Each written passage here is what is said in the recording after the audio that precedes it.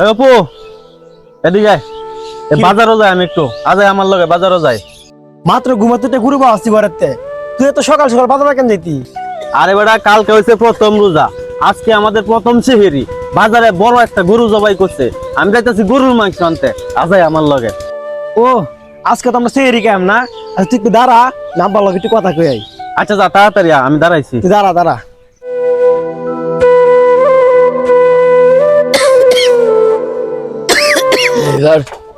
যত কষ্ট হোক ঘরটা এবার ঠিক করে লাই আমরা।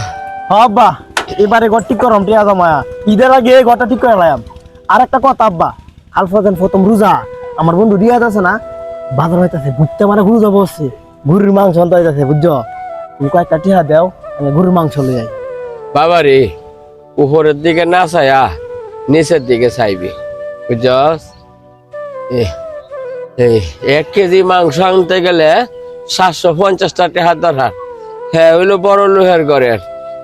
তুই বাবা এই স্বপ্ন দেইস না, খাইলেও দিন যাইবো, না খাইলেও দিন যাইবো।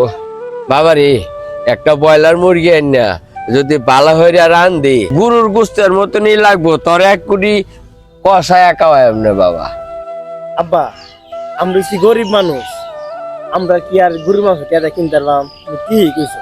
আচ্ছা 150 থেকে 60 টাকা একটা মুরগি, 1 কেজি মুরগি আন না,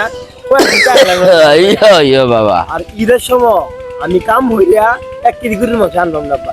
আব্বা, আমি কি আমার বন্ধু না মানে তুই আয়, আর গরম মাছ আছে না, এই মাছ দিয়ে আমরা প্রথম রোজা সেরি খাই। ও বাবা, আনালে তো হ্যাঁ অপেক্ষা করবো, তুই গেরে না হইয়া যাতে। কিরে এখনো আয় না, কই গেল? বন্ধু তুই যাগ্যা বাজার, আমার বাড়িতে অনেক কাম আছে। এরা তুই যাইতে না বেটা গরুর মাংস আনতে? গরুর মাংস বন্ধু, গরুর মাংস আনলে 700 টাকা লাগবো, 800 টাকা লাগবো। আমি অত টাকা পাইয়াম, গেছিলাম আব্বা টিয়া খাইতাম।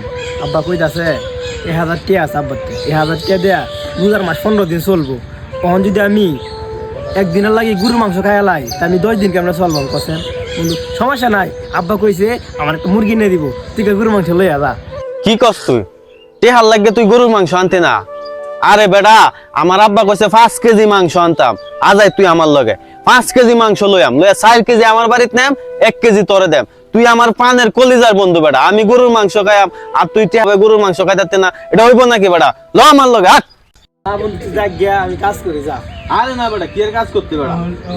রোজা প্রথম, রোজার প্রথম সেরি এই দুজনে গরুর মাংস দেই করবা। তুই কার আব্বা তুমি একটা মুরগি টিয়া লই আয়। আরে বেটা, মুরগি আমি কিনে দেন না বেটা, গরুর মাংস তো আনতাছি, মুরগি দে তুই কি করবে? চল বেটা, রোজা আইছে, মানুষের একটু খাওয়াইতে হইব না? বল সারা আট বেটা, তাজা গরুর মাংস। কিরে রিয়াদ, কই যাস? যাইতাছি বাজার, গরুর মাংস আনতাম। ও, আমি আর যাইতাছি উডার মাংস আনতাম। তে আরে বাজাইছত করে? হ্যাঁ এরে বাজাইছি, গরুর মাংস আনতাম জানেন তো, এই কারণে এরে লয়ে যাইতাছি। তুই যে আরে লয়ে বাজারে যাইতাছ, এর গরু কিনার পয়সা আছে, তুই এর একটা মুরগি কিনে দিয়ে দিস বাজারে গিয়া।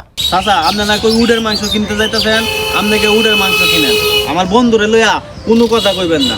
আপনার মতো মানুষের কারণে সমাজে যারা টাকা পয়সা নাই এরা না খায় তাহে, বুঝছেন? এই যে একটা রোজা আইছে, আপনি তো টাকা পয়সা অভাব নাই, আপনি তো পারেন এই যারা গরিব আছে এরা কিছু টাকা পয়সা দান করতে। দান তো করবেন না, নিজে যাইতেছেন উডের মাংস কিনতে। আমাদের সমাজে এমন অনেক ধনী মানুষ আছে, তাদের আশপাশের মানুষ খেয়ে আছে নাকি না খেয়ে আছে তা খোঁজখবর নেওয়ার প্রয়োজন মনে করে না। আমরা মানুষ হব কবে? আমরা চাই আমরা নিজেরাই ভালো থাকি, আশপাশের মানুষ কিভাবে থাকে কি করে তা জানার প্রয়োজন মনে করি না।